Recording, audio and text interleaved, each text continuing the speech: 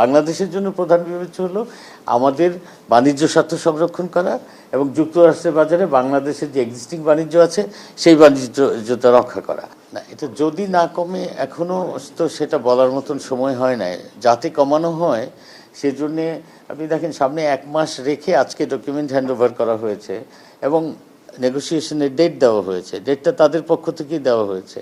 তার মানে নেগোসিয়েশনের দরজা খোলা রয়েছে। আশা করি কিছু একটা ফলাফল আমরা পাবো আলোচনা করে।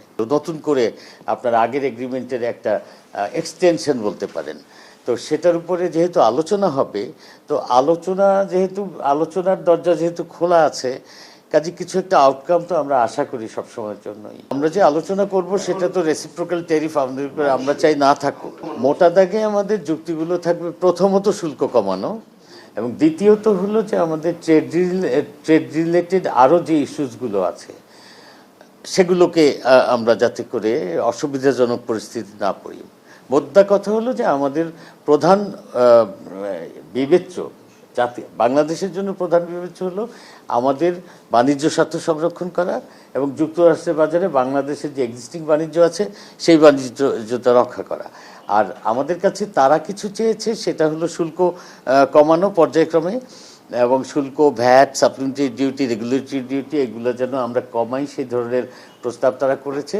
আমরা সেটা এনবিআর এর সাথে কনসালটেশন করার পরে, এনবিআর এবং সরকারের অন্য অংশের সাথে কনসালটেশন করে সে ব্যাপারেও আমরা সিদ্ধান্ত নিব। এই চিঠিতে যা যা উল্লেখ করেছে, মানে আজকে যে ডকুমেন্ট পেয়েছি তাতে যা ছাড় চেয়েছে তারা, সেগুলো আমরা অবশ্য আগেই প্রমিস করেছি এবং সেগুলোর উপরে এমনিতেও আমাদের ডিউটি খুব কম, যেমন হুইট, সয়াবিনস এবং এয়ারক্রাফট, আদার মেশিনারিজ, এগুলোর উপরে এমনিতেই ডিউটি রেট খুব কম, এবং সেক্ষেত্রে আমাদের ছাড় দেওয়ার ক্ষেত্রে আমাদের ইউএস ট্রেডটা বাংলাদেশে বাড়ানো তো দরকার, সেটা না বাড়ালে তো আসলে তারা আমাদেরকে কোনো ধরনের ছাড় দিবে না। কাজে আমরা আলাপ আলোচনা করে কিছু ছাড় তো দিতে সম্মত হতেই হবে। তুলা খাতের, বিশেষ করে টেক্সটাইল খাতের যারা অংশীজন, তারা সরকারের সাথে আলোচনা করছেন, সেক্ষেত্রে সিদ্ধান্ত তো কিছু একটা আসবে।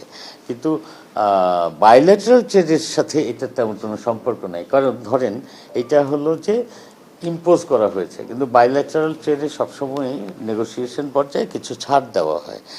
তো হয়তো হতে পারে যে তুলার ক্ষেত্রে, আমেরিকান তুলার ক্ষেত্রে সেই ছাড়, এবং ওভারঅল গভর্নমেন্ট তুলার ব্যাপারটা বিবেচনা করবে কিনা সেটা এখনো তো সময় হয়নি। না, আমরা আমাদের মিলিটারি হার্ডওয়্যার বলতে যেটা বুঝাই সেটা হলো আমাদের ভেহিকেলগুলো, arm vehicle and other preparations, আমাদের যা যা আছে, যা যা সংগ্রহ করা হয়, এটার বেশিরভাগ আমেরিকার থেকেই করা হয়। ওখানে তাদের দিক থেকে কোনো চাপ নাই, তারা বলেছে যে যখন ক্রয় করা হবে আমরা যেন তাদেরকে গুরুত্ব দিই। ইকুইপমেন্ট, মিলিটারি ইকুইপমেন্টের ব্যাপারে তাদের কোনো বিশেষ ইয়ে নাই যে আমরা যেন তাদেরকে প্রাধান্য দিই। অন্য মেশিনারিজের ক্ষেত্রেও সে কথা তারা বলেছে, আমরাও তাতে সম্মত হতে আমাদের অসুবিধা নেই। যে শেষ পর্যায়ে এখানে বলতে পারেন মাঝ পর্যায়ে, কারণ হলো যে তারা অগস্ট পর্যন্ত এই চিঠির কার্যকরিতা দিয়েছে, অগস্টের 1 তারিখ থেকে, আবার আজকে থেকে এই 35% ইম্পোজ করে সেইটার কার্যকরিতা 1 মাস দিল এবং খসড়া এখন পাঠালো। অর্থটা কি?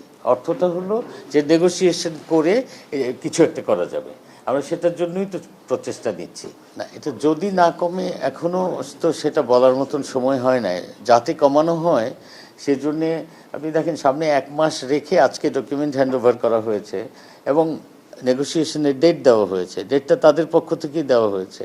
তার মানে নেগোসিয়েশনের দরজা খোলা রয়েছে, আমরাও নেগোসিয়েশনে এনগেজ হচ্ছি, আমরা কথা বলতে যাচ্ছি, আমার উপদেষ্টা মন্ত্রী সেখানে আছেন, আমি আজকে যাচ্ছি সন্ধ্যায়। তো আমরা কিছু একটা ফলাফল পাবো না এরকম আশা করে তো আর আমরা এই এনগেজমেন্টে যাচ্ছি না। আশা করি কিছু একটা ফলাফল আমরা পাবো আলোচনা করে। ধন্যবাদ সবাইকে। ইউএসটিআর এর যে টিম, বিশেষ করে south and central Asia, south Asian যে টিম আলোচনা করেন, আমার কাউন্টার পার্ট ব্র্যান্ডন লিঞ্চ।